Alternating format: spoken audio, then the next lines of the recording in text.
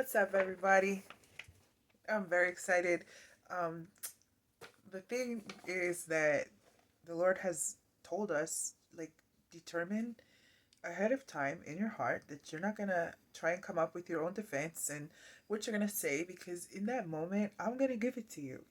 Exactly what you should say, and nobody's gonna be able to come up against the wisdom because the wisdom comes from me. And so, these last few times that, I've come on here, I've been like, not sure where it's going to go, but I have been thoroughly pleased with how the Lord is taking these things. And I find that while I am studied and, prepared in my information that I have gathered or received, I'm like going back through different notebooks or something like that. And I'm just feeling like, well, I'm noticing God's taking it and He's taking it the way that He's going to take it, not the way I thought. I don't even know how it's going to go. So I just wanted to tell you that for me, it's very exciting. I find that to be so much fun.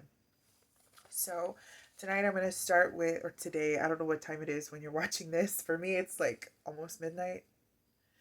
Um, so all these verses say the same thing in their own way. So I'm going to tell you where the verses are as I go for this first part. So Isaiah 62:11.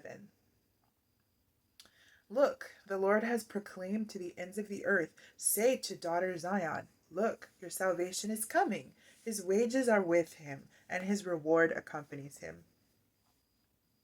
In the Passion Translation, that same verse, Isaiah 62:11, tell my daughter Zion, look, here comes your deliverer. See, he's bringing his reward, and his recompense goes before him. In the Amplified, it says his restitution accompanies him. And in the Amplified Classic, it says his reward is with him and his work and recompense before him. Okay, Zechariah 9:9.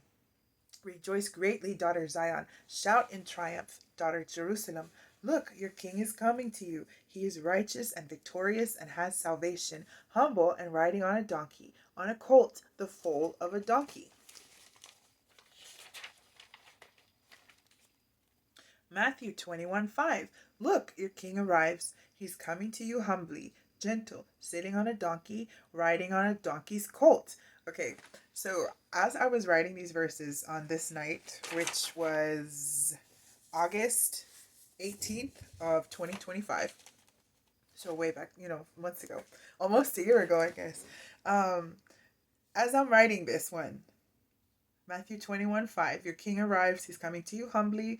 Then Love by what's his name? Love came on. It goes, and it's featuring Zakari.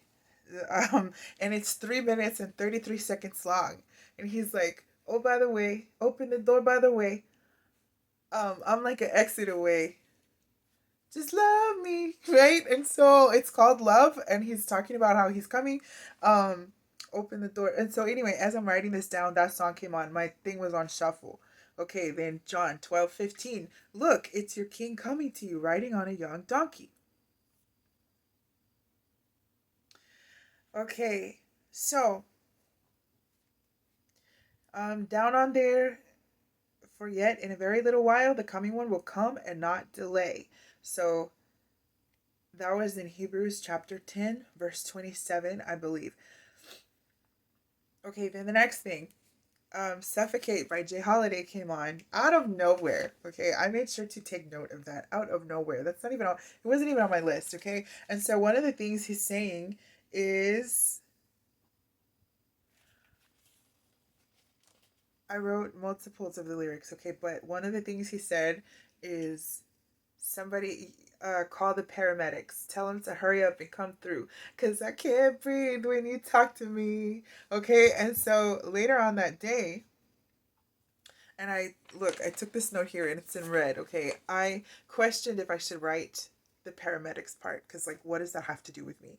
But I thought that I should. So I did. Okay, so hours later, it's 3:22 p.m. the following day, which was August 19th, when I took this note of 2025, and my dad had just told me to call my mom and ask her if she will take him to the hospital. Why? Because he's heartbroken without her. And I'm like, oh my God, how cute and timely. And there's no word in Hebrew for coincidence or random.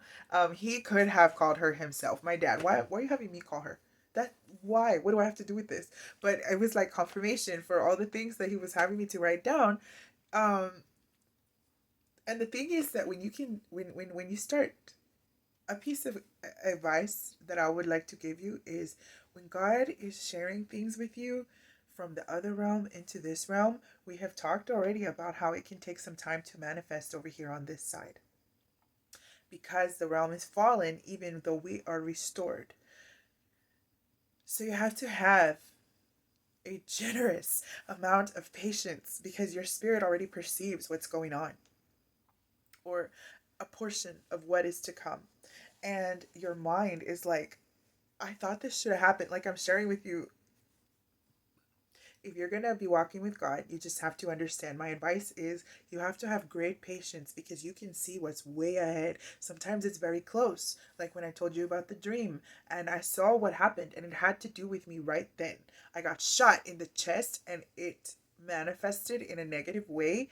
It's like the poison was spreading and it took place over a couple of days. Okay. But there are other things that he shows to you. And you have to have great patience. And you have to know that you are receiving from him, which comes from being in tune and in his frequency, in his channel, in his program, right? Going through the gate. Because during the wait, there's the waiting time.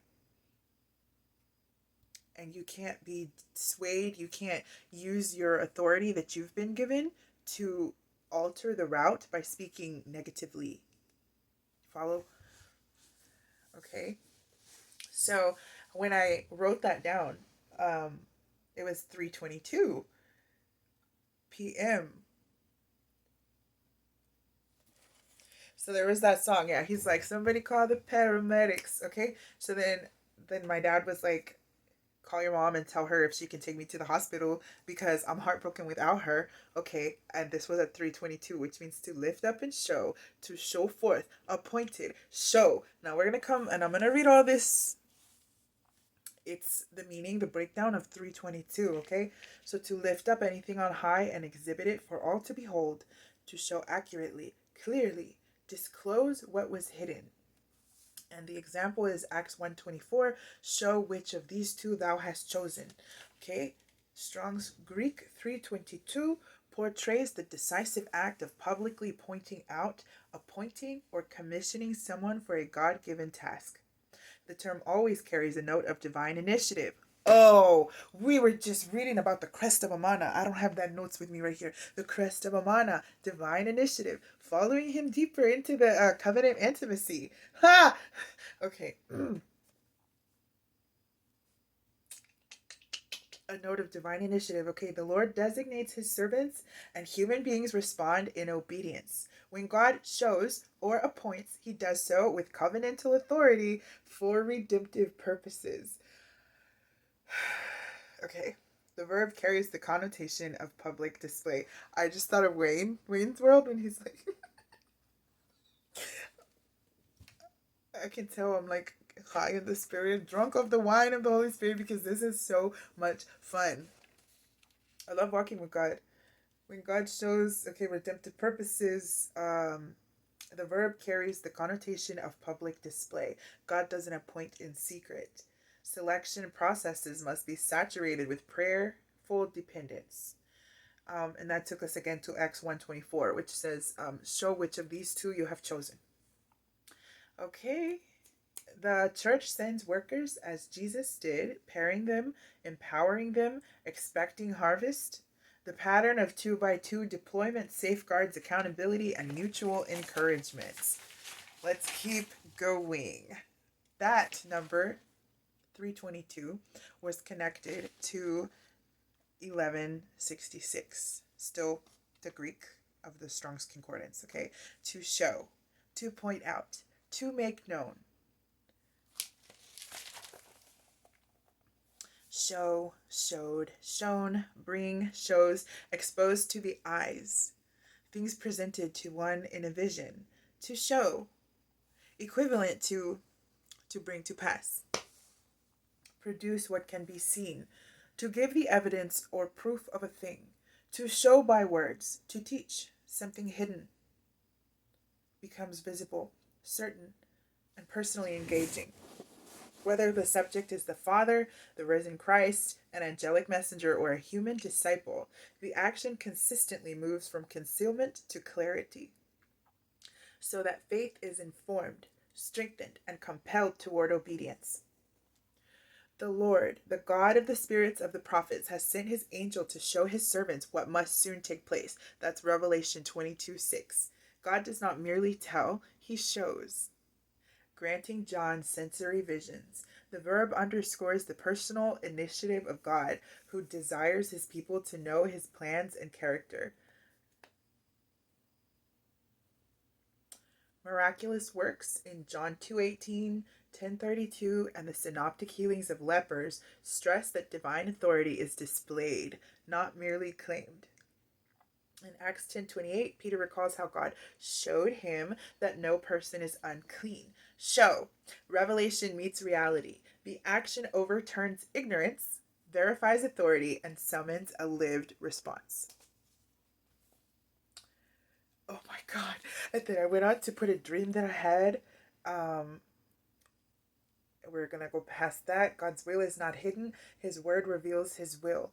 When you trust him, stay in his word and pray with purpose, he will direct your path. Okay. And then Daniel 2:29. Your Majesty, while you were in your bed, thoughts came to your mind about what will happen in the future.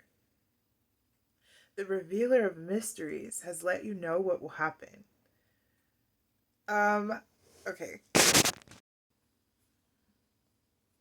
Job 12:22 says he reveals mysteries from the darkness and brings the deepest darkness into the light.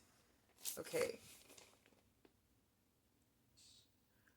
Psalm 90 verse 8, Daniel 2:22, and 1 Corinthians 4:5. Okay, we got to do it. Psalm 90 verse 8.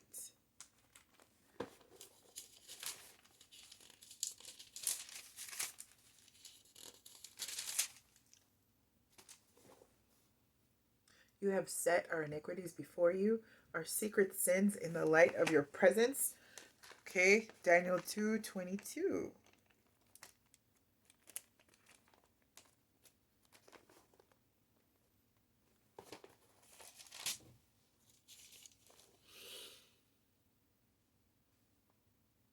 He reveals the deep and hidden things. He knows what is in the darkness, and light dwells with him. And then the last one, it was 1 Corinthians 4:5.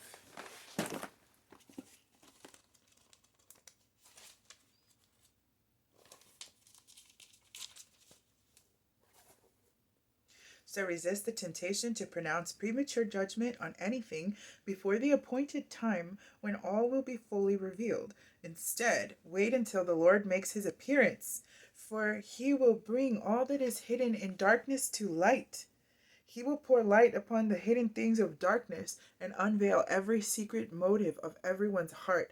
Then, when the whole truth is known, each will receive praise from God. Dude! I got my mouth hanging out open. The clear inference is that God will bring to light the secret motives of love, faithfulness, righteousness, kindness, etc. Not only evil motives, but the pure motives of believers. When the Lord judges his godly lovers, their secret devotion and sacrifices will all be brought into the light, and God will praise them for their faithful love. The reward of eternity will be that God affirms them. The word for praise can actually be translated thanks from God. Can you imagine the day coming when God praises his faithful servants? See also 1 John 4:17 through 19. 1 John 4.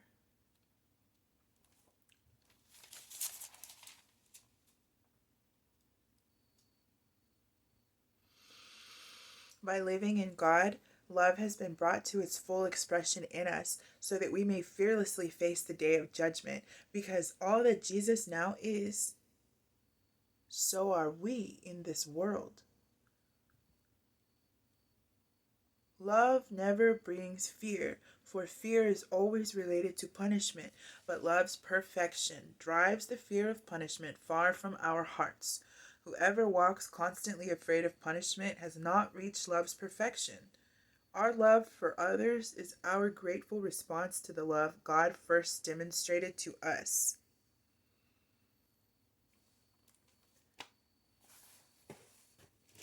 This is so excellent. Um, so the revealer of mysteries has let you know what will happen. So you can see.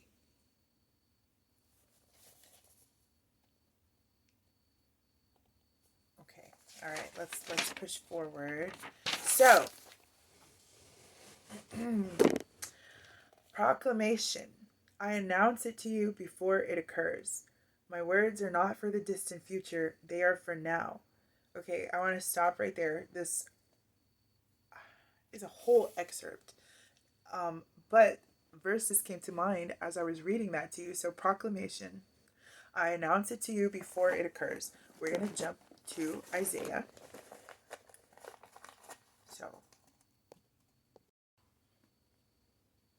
So Isaiah 48:6. You have heard it. Observe it all. Will you not acknowledge it? From now on, I will announce new things to you, hidden things that you have not known. Dude.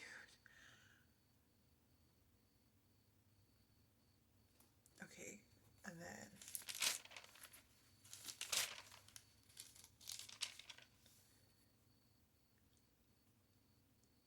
do not remember past events. Pay no attention to things of old. Look, I am about to do something new. Even now it is coming. Do you not see it?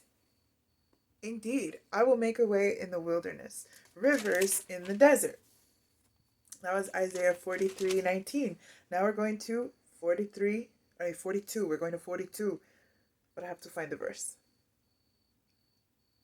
In the meantime, I am the Lord. I have called you for a righteous purpose, and I will hold you by your hand. I will watch over you, and I will appoint you to be a covenant for the people and a light to the nations, in order to open blind eyes, to bring prisoners from the dungeon and those sitting in darkness from the prison house. I am the Lord. That is my name, and I will not give my glory to another or my praise to idols. The past events have indeed happened. Now I declare new events. I announce them to you before they occur. So I announce it to you before it occurs. My words are not for the distant future, they are for now. Now, from that, we're going to go to Ezekiel, if I can get there. Ezekiel. Daniel comes after. Ezekiel 33, I think. Yet, when all this comes true, and it definitely will, then they will know that a prophet has been among them. That's excellent. Okay. Okay, so proclamation. I announce it to you before it occurs. My words are not for the distant future, they are for now. We articulate these realities with the words imparted to us by the Spirit and not with the words taught by human wisdom. We join together Spirit revealed truths with Spirit revealed words. Watch for the thing I am going to do. It's happening already. You can see it now. You have seen correctly, for I watch over my word to accomplish it. Then the Lord reached out his hand, touched my mouth, and told me, I have now filled your mouth with my words. Your time is now. That night I told you that all your sight and all your hearing was going to exceed above, beyond what you could ask or think. I told you that you would see and hear in the Spirit, that you would walk in power, that you would walk in the knowing of the times and seasons of the Lord. Your path is made and well lit. As you walk in my power, as you walk in my understanding, I told you that you shall see things in the future and speak them now. You bring them in from the other realm. You are harnessing this. Perceive. You take what is mine and you bring it in. My kingdom is coming on the earth as it is in heaven, because you are going forth in authority. I love you. I accept you. You are mine. I own you and I love you. I am with you in a mighty way. The God of angel armies has come.